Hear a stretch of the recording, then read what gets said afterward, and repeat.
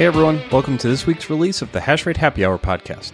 On today's show, I'm joined by Justin Orkney, the Commercial Director at Standard Power. During today's discussion, we focus on the renewable energy sector and the challenges that it provides to the grid, how Bitcoin mining is a nearly perfect tool for grid balancing, and we talk through how Bitcoin mining is really incentivizing rural revitalization.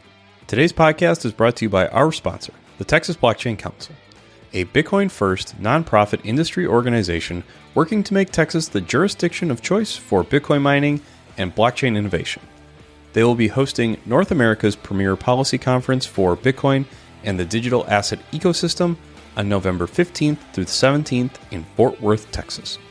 For more information, please visit their website at texasblockchaincouncil.org.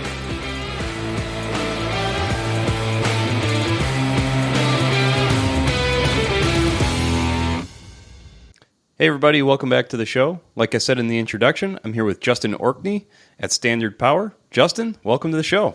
Hey Ben, thanks for having me. Excited to get into it. Yeah, love the shades.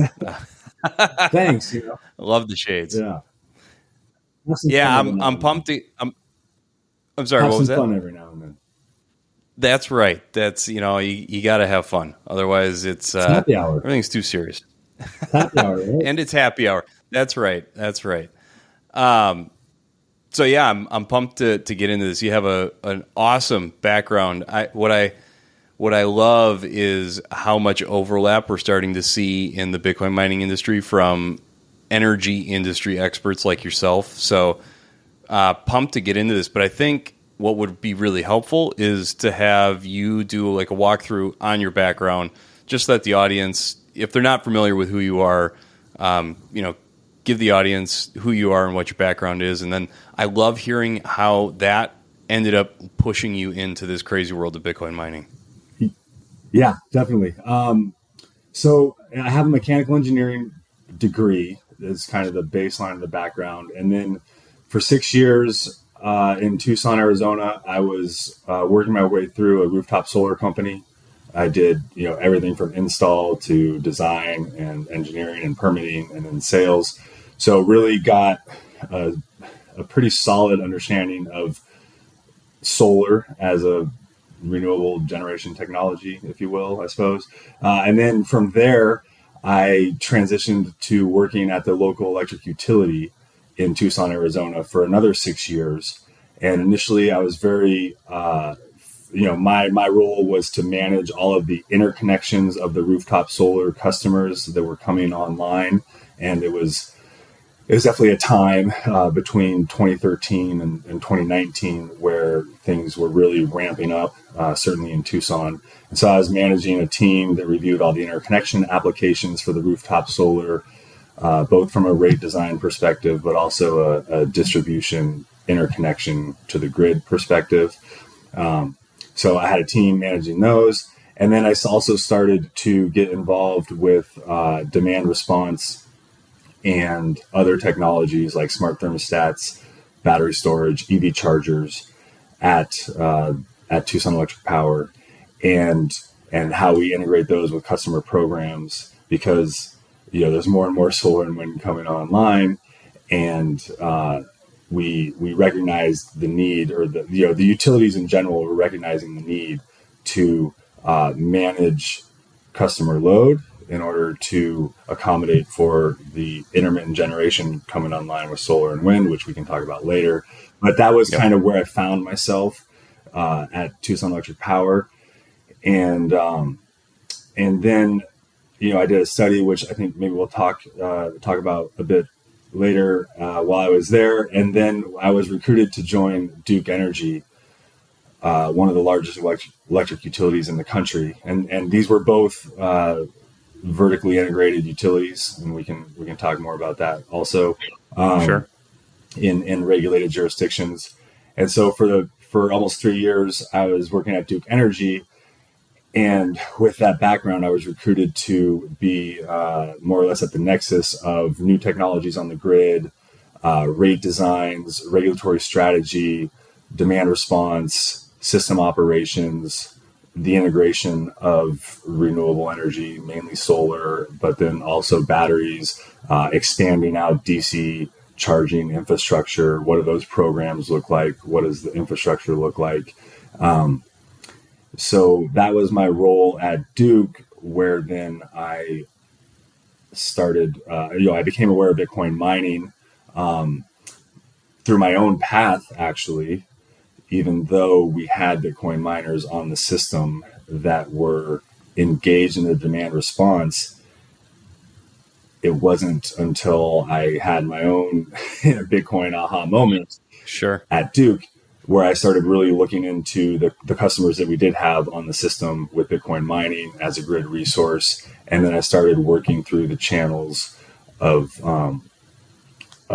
setting up the strategy that would be involved for an electric utility like Duke to take advantage of a industry and a technology like Bitcoin mining. So that was my role at Duke, and kind of how I transitioned into Bitcoin mining, and now I'm with Standard Power.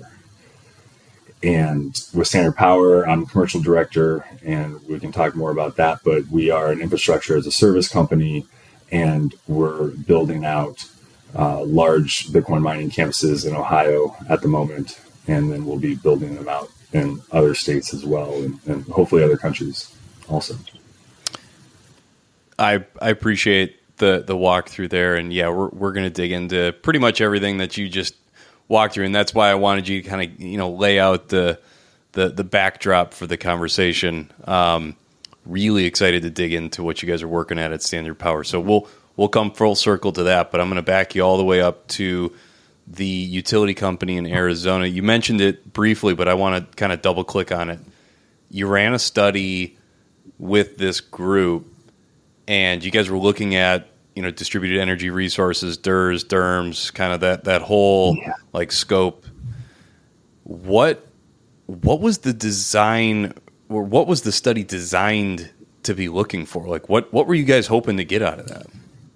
And maybe first tell us what it was, and then what were you looking to get out of it? Yeah, it was a pretty cutting edge study at the time, and it was in coordination with EPRI, the Electric Power Research Institute, and there was just a lot going on in Arizona and in other states like California and Hawaii at the time in respect to rooftop solar, and everyone was trying to figure out how are we going to manage the influx of this type of generation, which solar is just generation at the end of the day, on the distribution system. And so there was a lot of interest in figuring it out, right? Because it was happening, and it was happening fast. And so this study was designed. It was called Project RAIN, Resource Aggregation and Integration Network. It was a great acronym. And we'll stick to RAIN. Yeah, that's right. The Tucson it needs all the rain it can get. And so the idea behind the study was, how does it look to manage multiple technology types at a customer home through maybe one particular platform, which I think you mentioned the acronyms DER, MS, DERMS, Distributed Energy Resource Management Systems. It's kind of been a buzzword for the last going on 5 years now or so. But if we have these internet connected devices at a customer's home, we've got the rooftop solar. Now we've got batteries, we've got thermostats, we've got grid connected water heaters, we have EV chargers, and what does it look like to interact with all those various technologies based on the needs of the system, the production of the solar, and the customer's own load.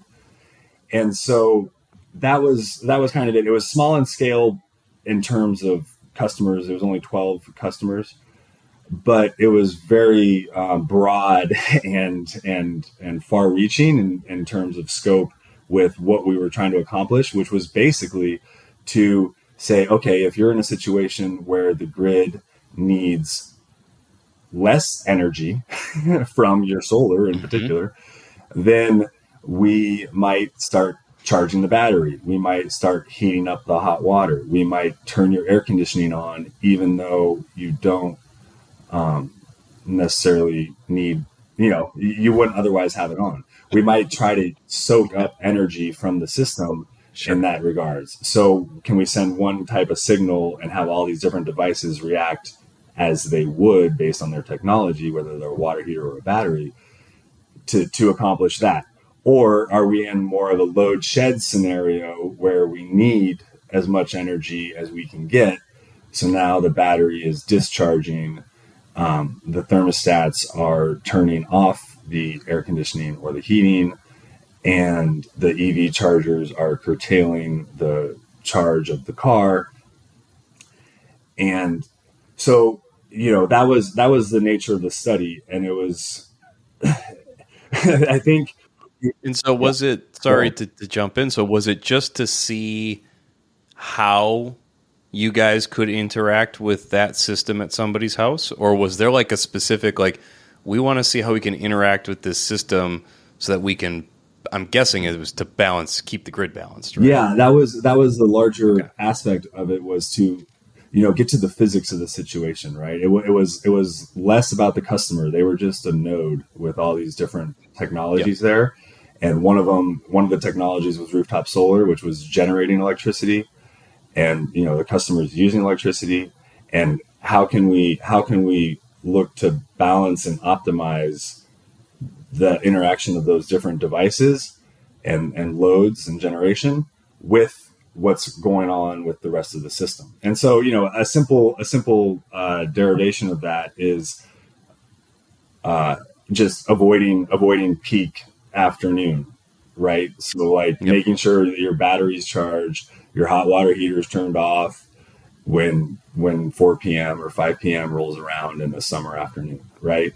And your air conditioning's off, and maybe we pre-cooled you before, so you're a little extra cool, so you can ride through, right? So we're trying to like shave the peak, as it were, and limit the capacity draw on the system at that particular time. Because it was a little bit of a duck curve in there, right? Because I think when I was looking through the study, a lot of the graphs had the morning spike huge. I mean, I think it bottomed out or went negative in the afternoons, and then come 4 or 5 p.m., it shot back up.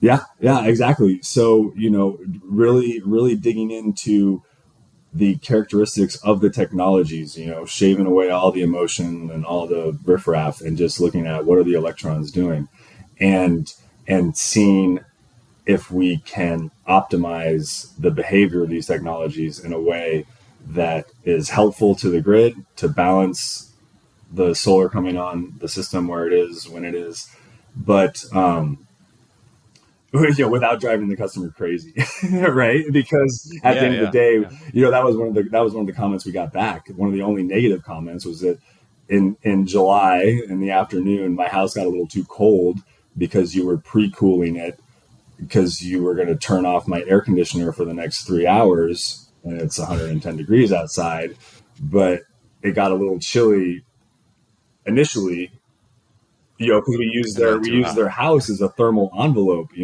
as thermal storage. We pumped in the energy into their house basically and made it cold to ride through the 3-hour event where we didn't want their air conditioner to be on when everybody else's was on. So, it's just, you're trying to do the physics and balance the grid and the distribution system in one scenario, but then you've got this actual human being on the other side, and how's that impacting them as well? And so that was also part of the study, is just to say, okay, what does it look like if the utility is utilizing these distributed energy resources as actual grid balancing resources? How is that impacting the customer on the other, at the end use, which is ultimately what it's all about?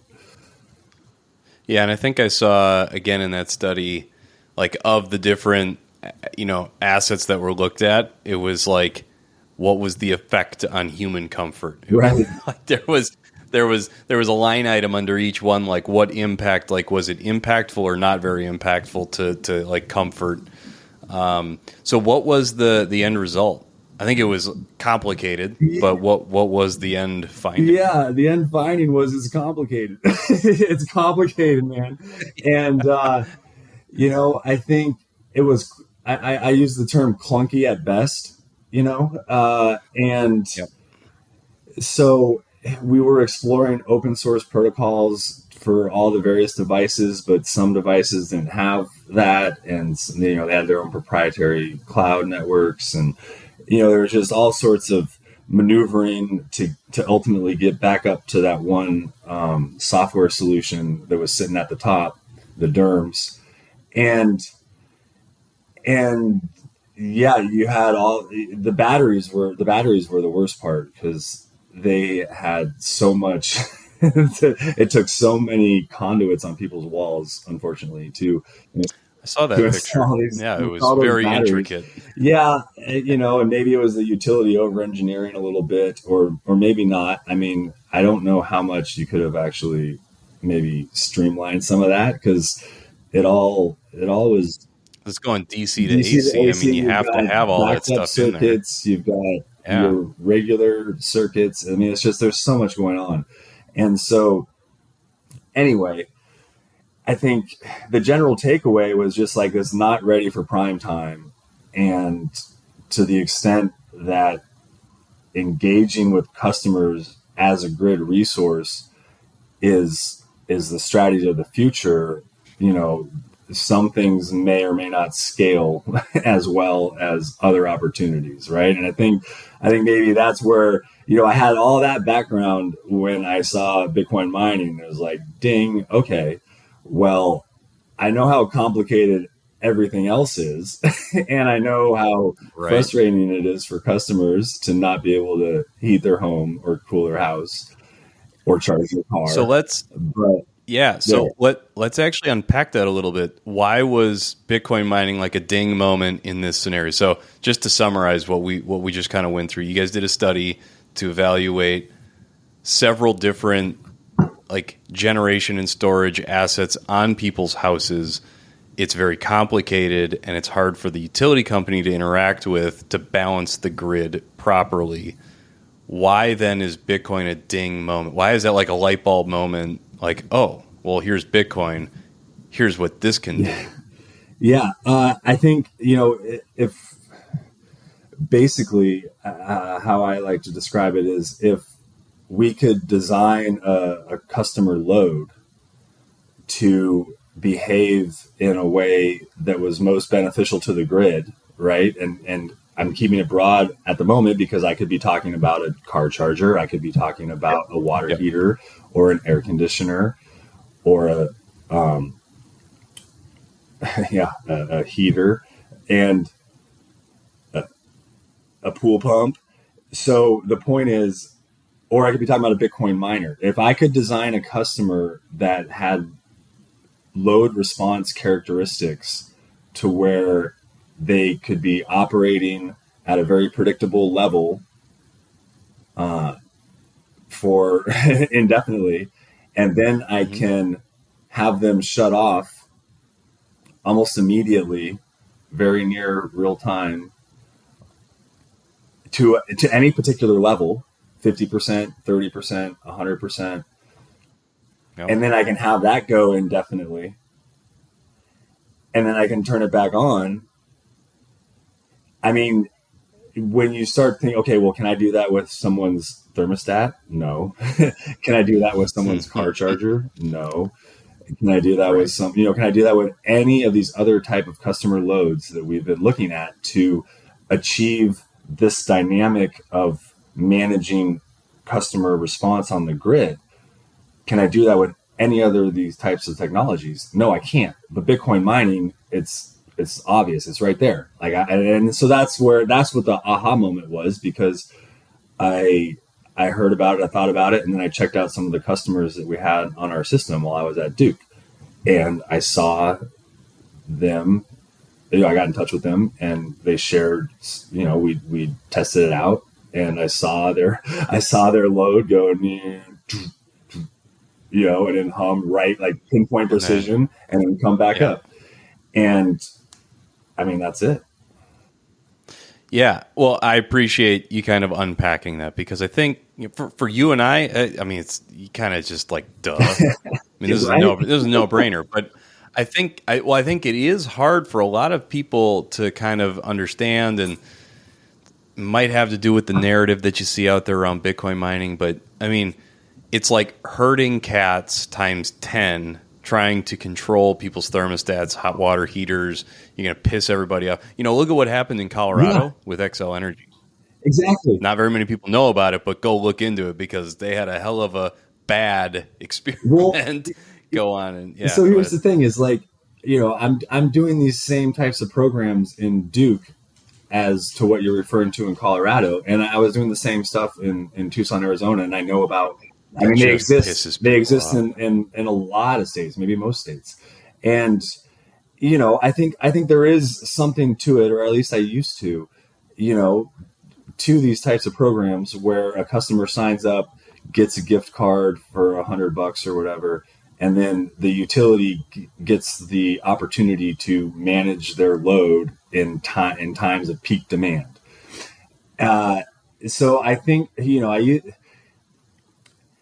there might be something to those programs, but at the end of the day, it doesn't matter what the terms and conditions say, right? Because that's where the utilities always go, right? It's like, oh my gosh, why are they mad at us? Don't you read clause 9? It says we get to do this. No, it's like, don't. You gave them the gift card back in January, and now it's August 15th at 7 p.m.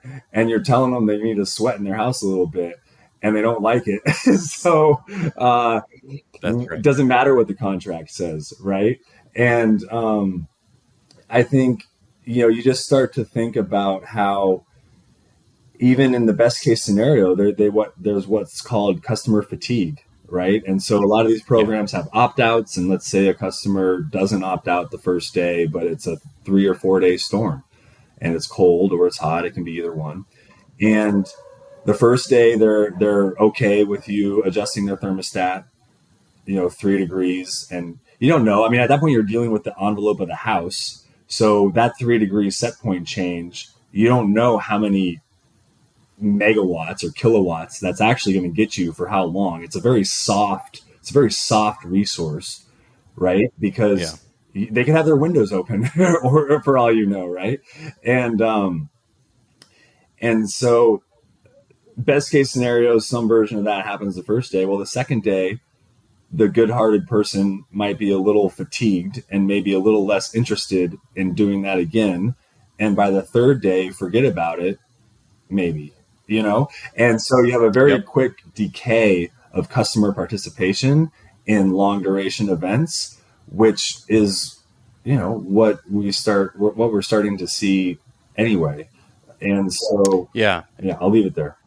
Yeah. And so, why get in there and try and tinker with exactly that when you can have a very large, stable business built around providing exactly that. Yeah, let the people live their lives. Bitcoin mining can show up where you need it as a grid resource. It's location agnostic, scale agnostic, time agnostic, and balance the grid doing that, and forget about people's thermostats and telling them not to charge their car, because that's So I think this is it is it's really important. I think this is a good segue into your time at Duke. You had a chance to participate in another study around the demand response, characteristics and profile of Bitcoin mining. Say as much as you can about that study and program, and then maybe if you can touch on, like, did Duke walk away excited about it, or did it kind of go in? I'm coming from corporate America, so I understand where programs can kind of go live a very long and sad life, not really doing anything. So maybe get into that program a little bit. Yeah, no, this is good. It's alive. Good. Yeah. So to jump in with Bitcoin mining at Duke Energy, and so when I connected the dots, and started to become more convinced that Bitcoin mining was what I know it is now today. This incredible, flexible customer resource industry. I mean, you can box it in any technology, right? It's all of those things. And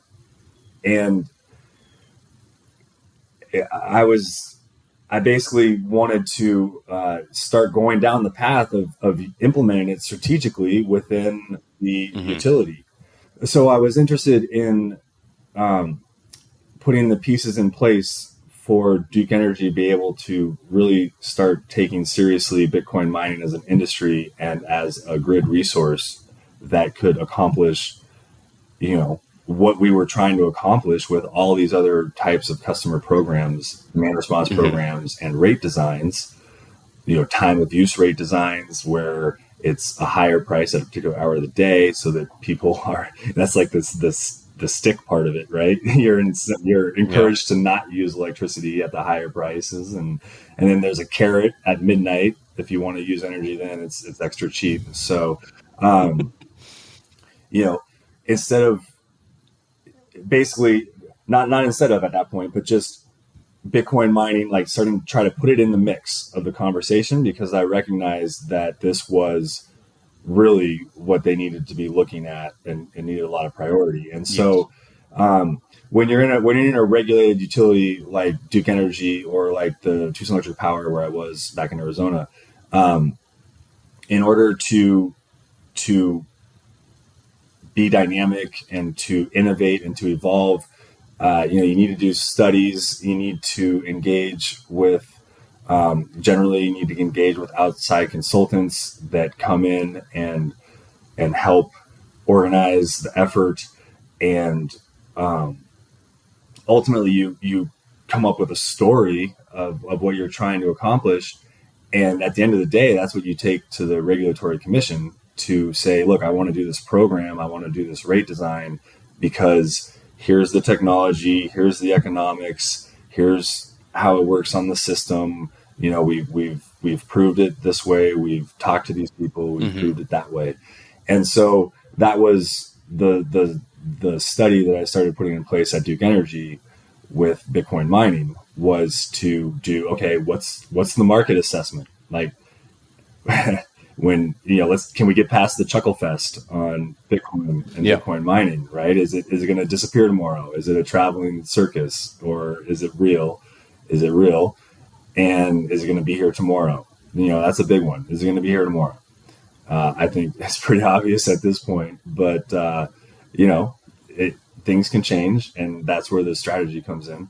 But then, does it work, right? How, we hear a lot of stuff about being able to shut off and stay off and then turn back on and shut off and do that over and over again. And, what's that look like? How does the technology actually perform if you're operating it as a grid resource, right? Not necessarily as a Bitcoin miner, but as a grid resource, where if you needed to turn it off, you turn it off. If you need to turn it on, you turn it on. And then, how does the technology work in that respect? And so that's the study that's going on in Duke right now, and it's being expanded. I think they're very positive about it. Oh, that's fantastic to hear. That's great. Yeah, this they're looking to it may not be publicly released reports, and so it's unclear exactly what's going to come out of the study, but they are using it internally, and there will hopefully be an executive summary that is public. We'll be right back after this message from our sponsor. Support for this episode comes from Sunnyside Digital. Are you ready for the next Bitcoin bull run? Get ahead of the game by building out your Bitcoin mining infrastructure now. Sunnyside Digital is your one-stop shop for everything Bitcoin mining, from transformers and switchgear to racks and miners. With a white glove approach to understanding your needs, they'll provide you with the hardware you need at the most competitive pricing possible. Say goodbye to your sourcing headaches and say hello to Sunnyside Digital. Contact their sales team today at sunnysideinc.ca or via email at sales@sunnysideinc.ca. All right, now back to the show. That's fantastic. So I have to ask, and again, I mentioned I'm coming from the world of corporate America, with my past jobs. How did you even get? Because I mean, it was probably a hurdle in and of itself just to get Duke to take the idea seriously enough. Did you just ask enough, like over a span of a couple of months? They're just like, geez, Justin just keeps pounding on this Bitcoin thing. Like, what was it that actually spurred Duke to take it seriously? Yeah, it was. I was already working with these outside consultants on winter peaking studies, on these other demand response studies that were trying to build out the plans for the future with respect to water heaters and batteries and EV chargers and blah blah blah on on how to accomplish balancing the grid. Like what can we reasonably expect in terms of capacity to be able to flexibly manage this new dynamic generation world that we're going into that we have no control over, right? And I was already working with them, so it was just like, hey guys, let's work on Bitcoin now also. And so that was actually fairly straightforward. It was pretty easy for me to explain to my leadership and to my direct leadership and to these people I was already working with how Bitcoin mining as a grid resource could accomplish all this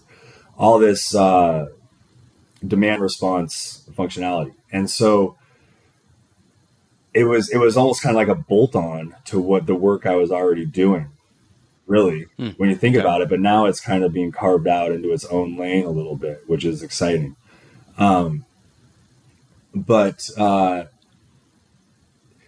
It's there has been there has been issue like you have very similar conversations with the distribution planning engineers and the system operators, and you want to get to the physics, right? You want to talk about balancing the load and the voltage and the power quality and the engineering problems and solutions, but you invariably they want to talk about FTX or Russia or child sex trafficking, or like you're talking about Bitcoin, right? Like, well, I heard Bitcoin's a scam. It's like, oh, you guys, you're missing it, right? It's like we need to. So there was some of that. It was definitely initially a combination of both of those, where I was having to kind of put on an orange pill hat in a way and be like, okay, we can either talk about this now or we can talk about it later.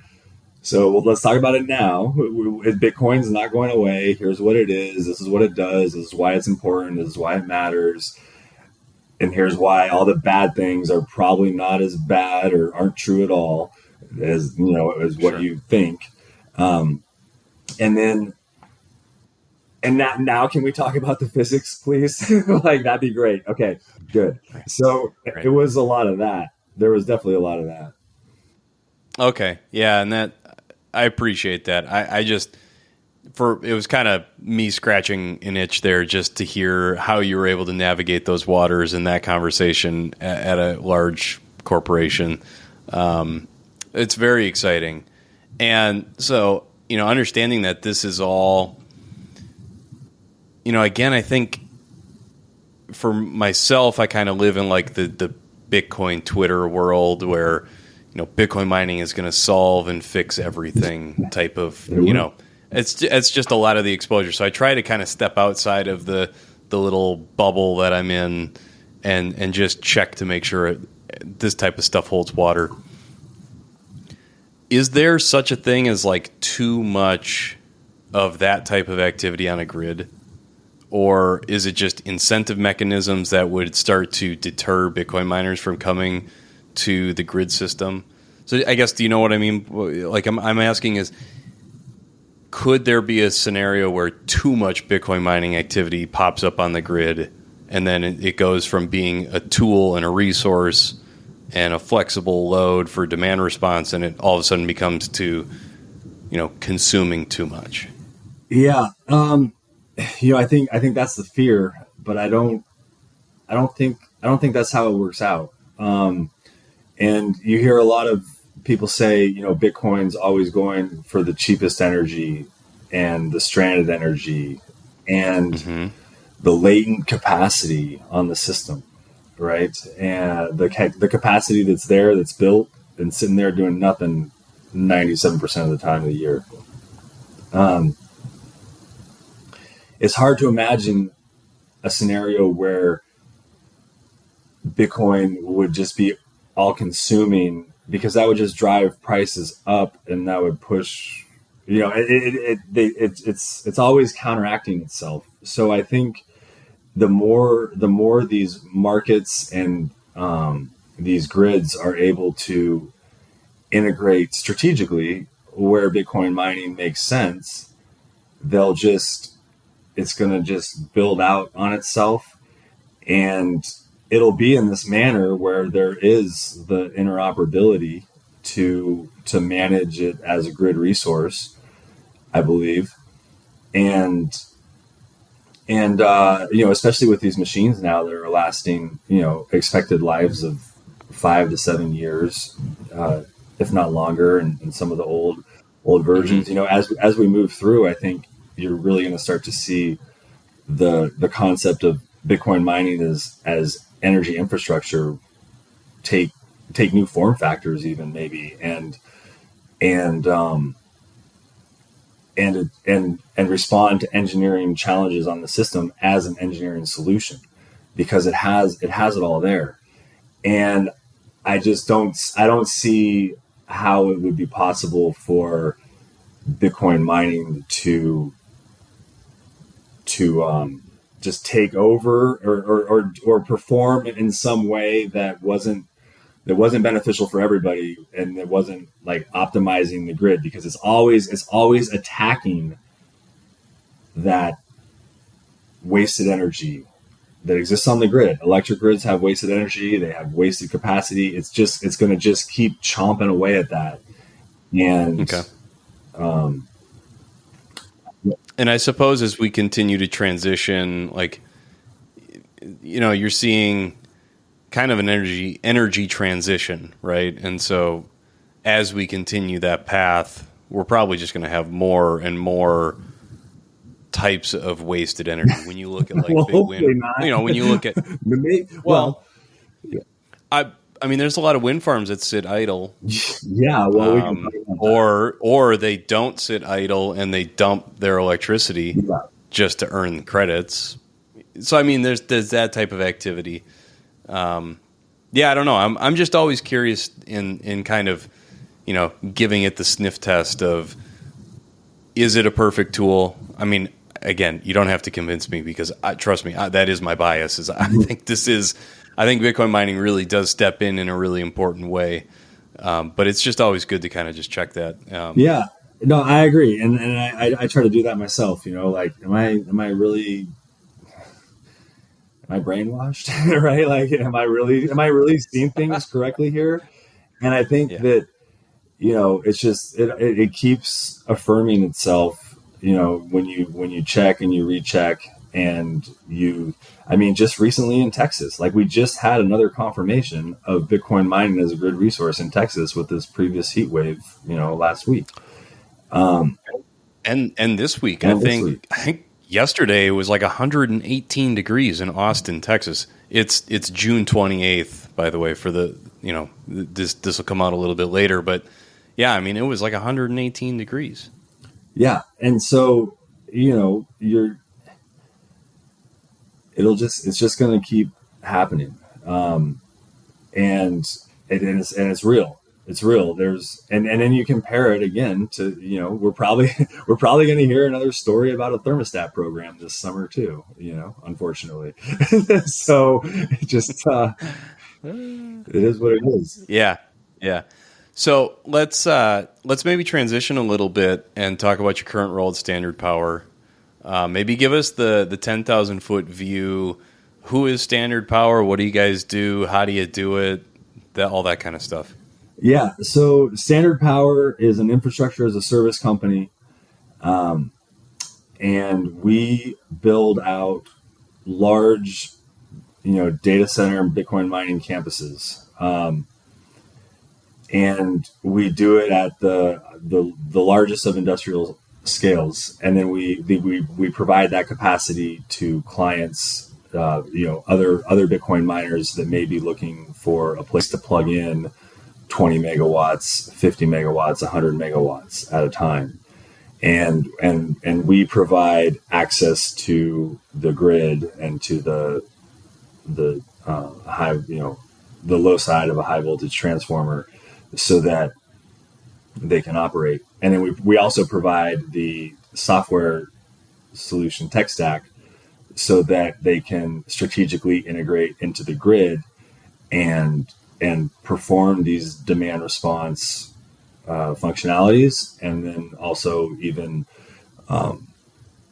be more active in terms of sync reserve and just being integrated into the grid as a grid resource. If they want to, it's there. We have a minimum requirement that we avoid the highest hour of the year in Ohio, just based on how their electric rates and their market works. If you avoid the highest, what ends up being the highest hour of the year, then you essentially don't have to pay for transmission and distribution costs because you weren't there. So they don't have to design the system to meet your needs, is the logic behind that. And so, but you don't know, we have to forecast what the highest hour is going to be. And so we do that. And then we have, integrations with the market. And so we require that type of demand response. But then there's other demand response where it could just be that the real-time pricing is getting unprofitable for a miner. And so they want to shut down. And so we make that available to them based on the market dynamics of where we're at in Ohio. And then, there's other ancillary benefits that they can and markets that they can provide services to, where, one of them I mentioned earlier is called sync reserve. And that's really kind of fast acting response time. And so we just, to make sure that we have the entire ecosystem available for a miner to set up shop and to execute on their business model, whether it's immersion, air cooled, hydro cooled, it's fine. We have it all. And so we're building out a 1.2 gigawatt facility in Conesville, Ohio at the moment. That's our big project right now that we're rolling out. And so that's Standard Power. That's what we do, and that's who we are. Thank you. Kind of prior to the show, you and I chatted, and one of the prompts that I wanted to make sure I was prompting you with was heat waste, heat reuse. Is that also an aspect to what you guys are doing at Standard Power? Yeah, well, I think, just to take a step back, a big part of our projects in Ohio as they are is something, I refer to as rural revitalization. Mike Hobart coined it Renaissance 2.0, which I think maybe a little bit has a little more zing to it. But, the idea that these towns in rural America, everywhere you go, that had industry, and then the industry left, and they're struggling. They've been struggling. And so we're going in and we're taking advantage of existing infrastructure, an existing industry that was there that had left. Our first site was 50 megawatts. It was a paper mill, and it shut down and left, took all its jobs. And so we came in, took over the site, cleaned it up, and built out 50 megawatts, 60 megawatts of Bitcoin mining. And now that site's up and running. And then in Conesville, we're taking over an abandoned a coal plant that's being demolished. It's been decommissioned. It's being demolished as we speak. And so we're taking over the interconnection. It's one of the largest in the country. So our interconnection is one of the largest in the countries. And we're setting up shop right next to it. And we're building out 1.2 gigawatts of Bitcoin mining there. And so just bringing that industry back to these rural towns in Ohio, it's going to have an incredible impact on them. And so then, what you mentioned with the waste heat, one of the really exciting things we're doing as well is we're looking to take advantage of the waste heat or the exhaust from the miners. It's one of the outputs besides Satoshi's and noise is heat, and taking that heat and maybe we send it to the water treatment plant in Coshocton. Maybe we plumb it to provide district heating to the small community in Conesville, Ohio, help them upgrade their infrastructure, build out greenhouses. There's going to be all sorts of opportunities to just really maximize the opportunity that Bitcoin mining presents to the entire community based on, its exhaust, its tax base, everything. Yeah. I appreciate you going into that. I love all of the secondary use cases with Bitcoin mining too. Just wait till somebody figures out how to reuse the noise. Yeah, exactly. Yeah, that'll be an exciting day. So you mentioned you guys are going to take over a coal plant, and yeah, so obviously the infrastructure there is massive. It needs to be. What is the relationship there? Because that used to be a facility providing power, and now in its place is going to be a facility that's soaking up power. How does that work? Where does the power input to you guys? Where's that coming from? Yeah, well, you'd have to dig into their integrated resource planning to know exactly they plan to decommission this coal plant, and it's been decommissioned for a few years now at least, and now it's being demolished. And so that was a plan, and then there would have been other generation coming online to replace it as part of the strategy for the jurisdiction there and the grid. So it's there. I don't know specifically what was put in place to replace the coal plant that is being demolished, but yeah, we have contracts with the local utility and with a generator. It's a deregulated market, so you have the poles and wires company and the capacity company, and then you have the generation. Yeah. And so we have contracts basically on up to 1.2 gigawatts of power, and we'll be drawing it from the grid. We have the opportunity to partner directly with nuclear energy facilities on the same system, and our clients, if they're interested, can get what they refer to as emission-free energy credits, EFECs, and they basically pay some sort of little premium for the EFEC. It settles on the PJM market, and eventually that premium gets back to the nuclear operator for their emission-free energy that they produced. And now the person that has the EFEC can claim that they were powered emission-free from nuclear energy. So we have that available, and otherwise it's just we're just coming onto the system.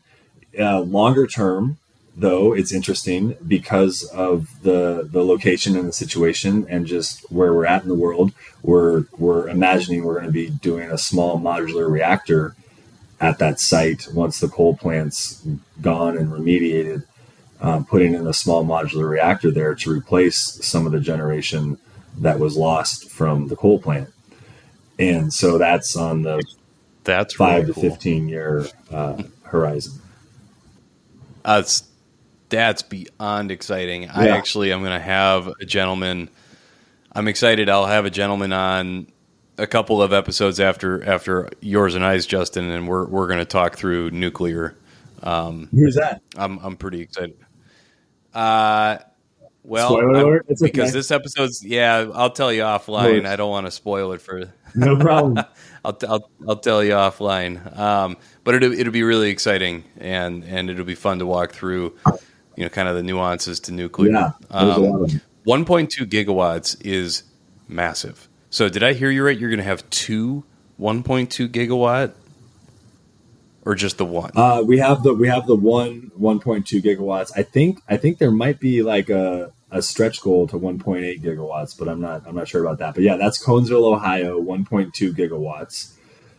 We have another site just 10 miles north of it in Coshocton that's up and running. That's 60 megawatts. There was an old paper mill. Okay. So it's Sorry, I thought it's you a lot said, smaller. I thought you said this, But it's still big. I thought you said there was a secondary 1.2 gigawatt No. site. No. Okay, There is a third that's on the horizon that will be in western Pennsylvania, behind the meter at a nuclear facility. And the interesting part here is that this nuclear facility was scheduled to be shut down and take all of its capacity offline.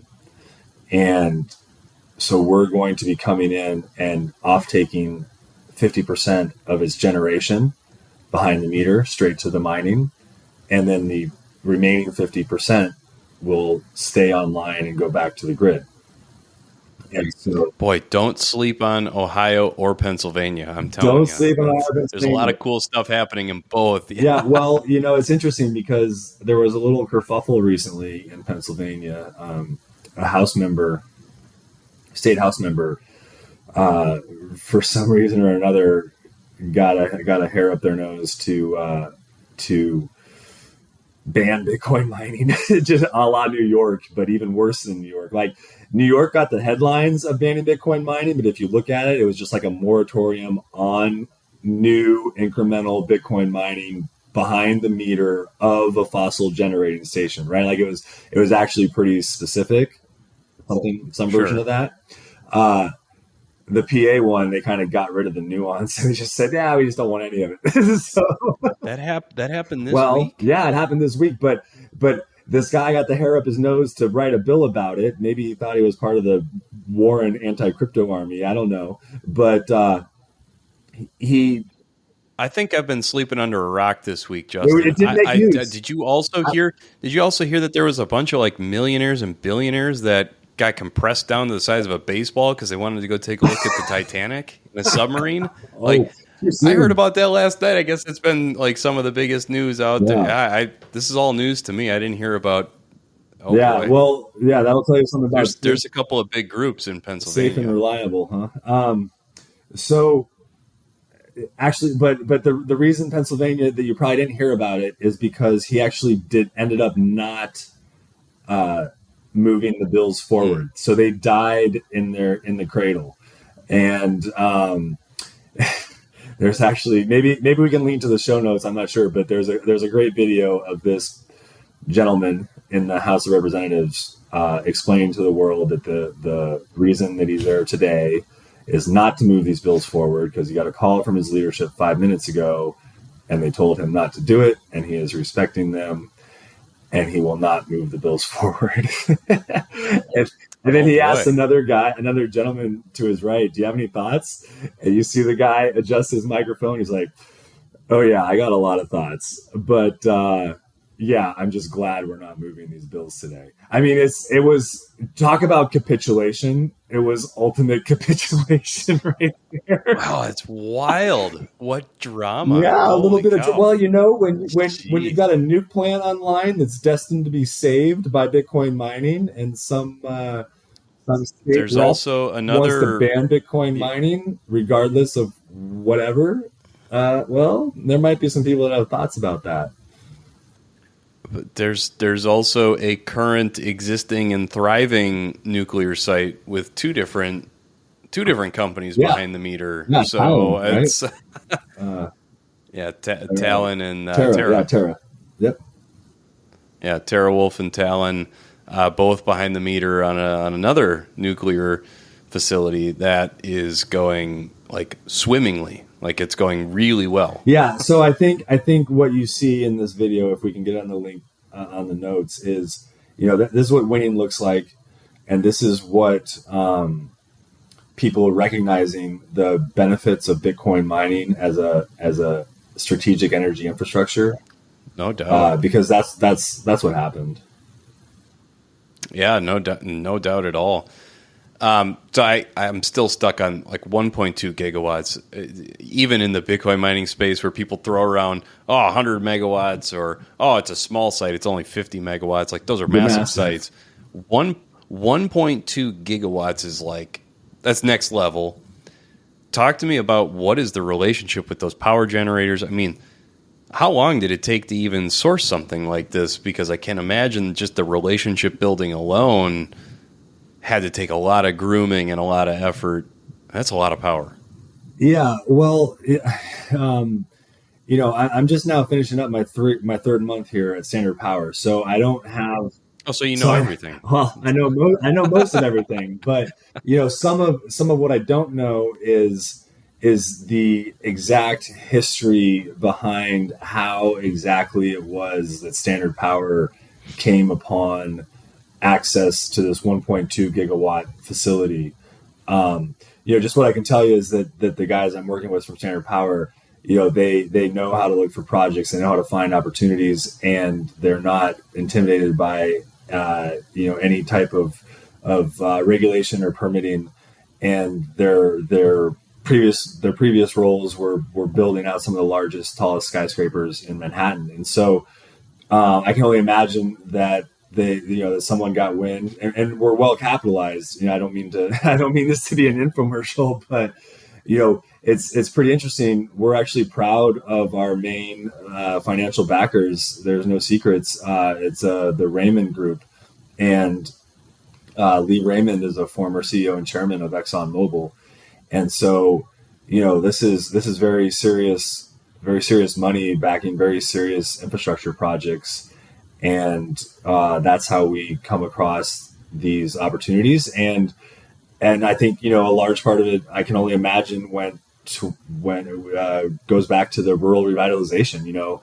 These parts of the world, these parts of the country are hungry for industry to return. So if someone comes forward with a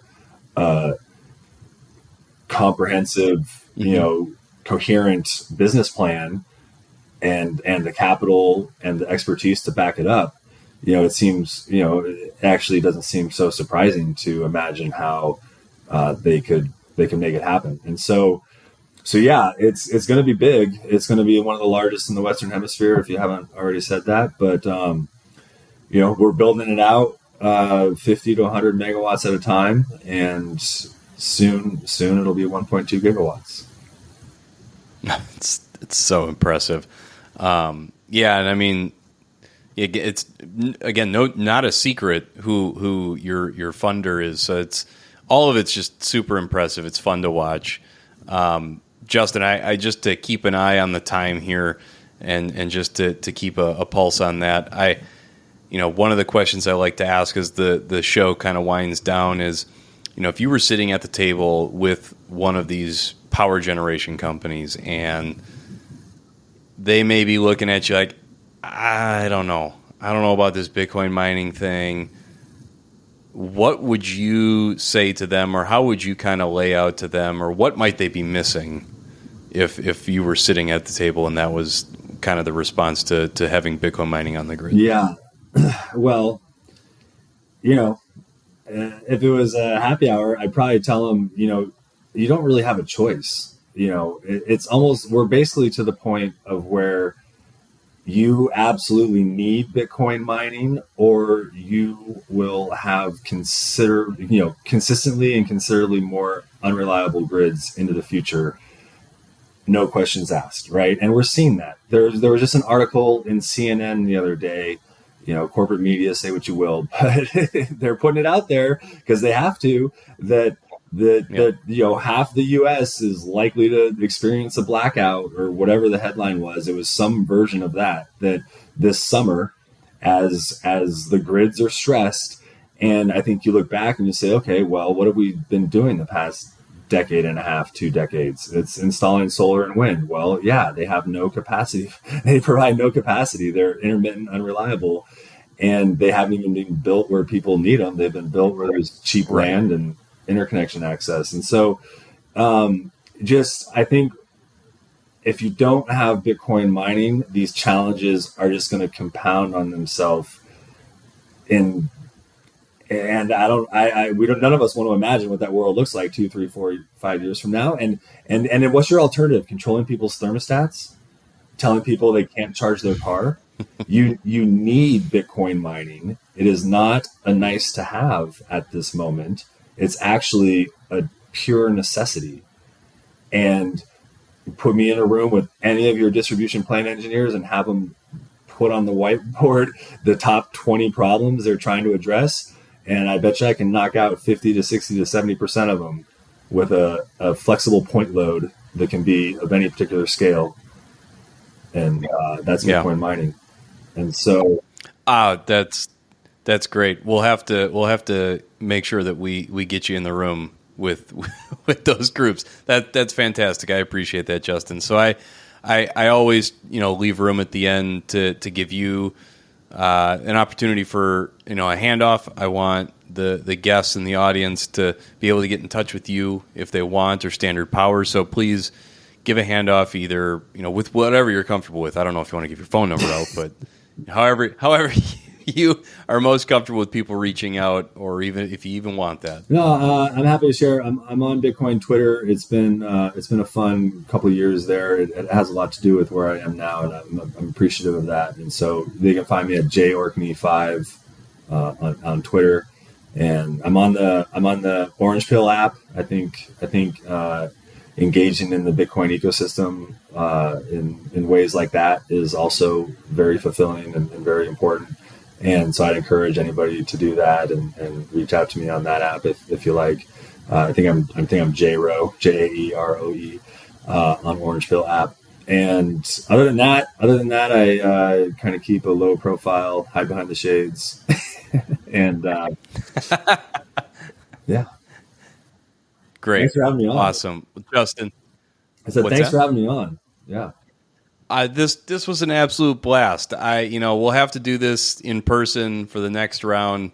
I'm sure I'll run into you, hopefully at Mining Disrupt, or, like I said, I'll probably be out in North Carolina, or, wherever. There's a couple of areas I'm probably going to run into you at. So this was fantastic. I appreciate this, and you take care. Yeah, you too.